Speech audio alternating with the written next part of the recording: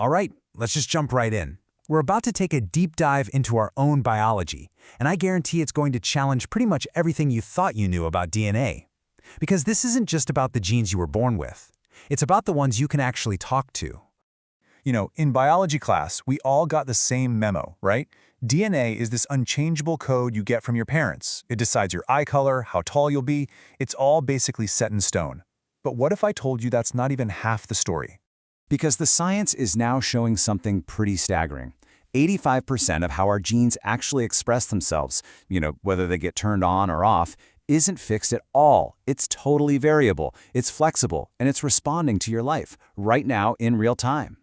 And this quote just nails the new way of thinking, a constantly self-reprogramming process. Just let that phrase sink in for a second.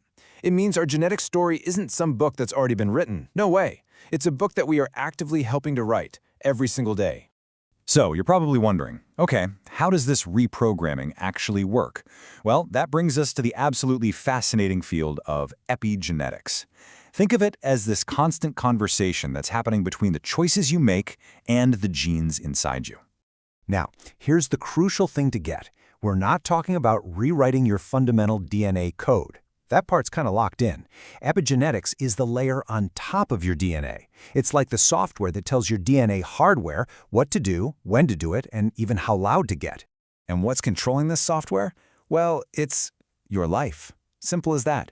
The things you do every day, where you live, how stressed you are, what you had for lunch, all of it. Every single one of those things is sending a signal that can literally flip a gene on or off like a light switch. And this is where it gets really, really empowering, right? It means we are not just victims of our genes. It's a total shift away from that old idea of genetic determinism. It puts us in the driver's seat, showing us we have a tremendous amount of influence over our own biology. Okay, so if outside stuff like our diet can talk to our genes, what about our internal world? What about our feelings? This is where the connection gets even more direct. And honestly, it's pretty mind-blowing. And I want to be super clear. This isn't some poetic metaphor. This is real, observable science. In labs, they've taken isolated DNA and exposed it to focused human emotion. And what happened? When people felt things like love, calm, or joy, the DNA strands literally relaxed and unwound. But when they felt anger, fear, or stress, the DNA tightened up, it contracted.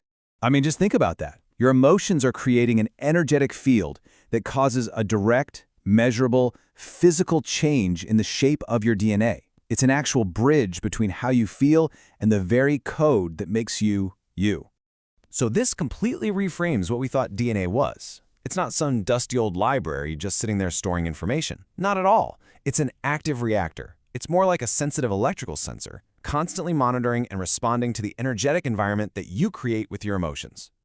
So if DNA is this alive, responsive thing, it kind of makes you wonder, what else is it doing?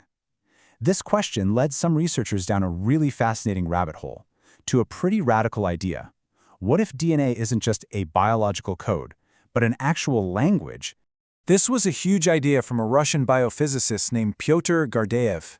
He basically argued that DNA communicates not just with chemicals, but with energy, that it operates using light and sound to broadcast the information that builds an organism. So get this. He and his team actually brought in linguists, and they found that the rules and structure of our genetic code looked a lot like human language. The implication is staggering. It suggests our DNA might be receptive to language, that it could be influenced by vibrations, by sound and light. You know that ancient idea, the verb is creator? All of a sudden, that starts to sound a whole lot more literal. And the parallels don't stop there. This is wild. Scientists discovered a direct one-to-one match between our genetic code and the I Ching, the ancient Chinese system of wisdom. The I Ching is built on 64 hexagrams. Our genetic code? It's built on 64 codons. It's like we stumbled upon some kind of universal architecture for information that connects ancient philosophy with modern biology. But the evidence for this universal design gets even stronger when you just look at the math.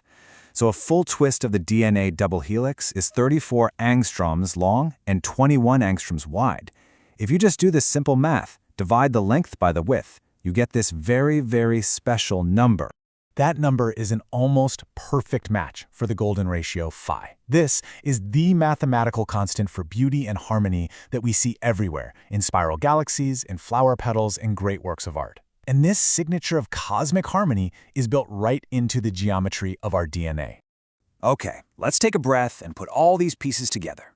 If DNA is dynamic, emotional, linguistic, and mathematically harmonious, what is its ultimate role? Well, the best way to think about it is as an antenna.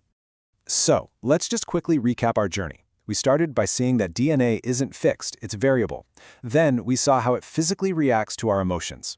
And finally, we uncovered this hidden architecture that's based on universal language and cosmic harmony. And this brings us to the big idea. Your DNA is a biophysical antenna. It's constantly receiving and broadcasting waves of light and sound. It's sensitive to the electromagnetic fields all around us, and it's capturing energies from the cosmos, linking us, quite literally, to the universe.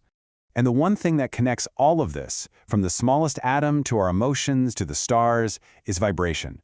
Everything in the universe vibrates. Everything has a frequency. And vibration is the fundamental bridge between the physical world of chemistry and the non-physical world of consciousness. And when you think about it this way, ancient wisdom suddenly sounds a lot like modern physics. The word, what is a word? It's a sound, a frequency, a vibration. That very first cosmic vibration is still resonating through everything, shaping reality through waves of energy. So why does any of this matter to you right now? Well, the takeaway is all about personal responsibility. If your DNA is physically reacting to frequencies, then it becomes crucial to be conscious of what you're tuning into, the information you consume, the words you speak, and the emotional environments you put yourself in. So I want to leave you with this final thought. If your DNA really is an antenna, connecting your personal biology to the whole cosmos, what specific frequencies are you choosing to tune into today, with your thoughts, your words, and your emotions? And how might that choice be physically shaping the expression of that huge 85% of your variable genetic code?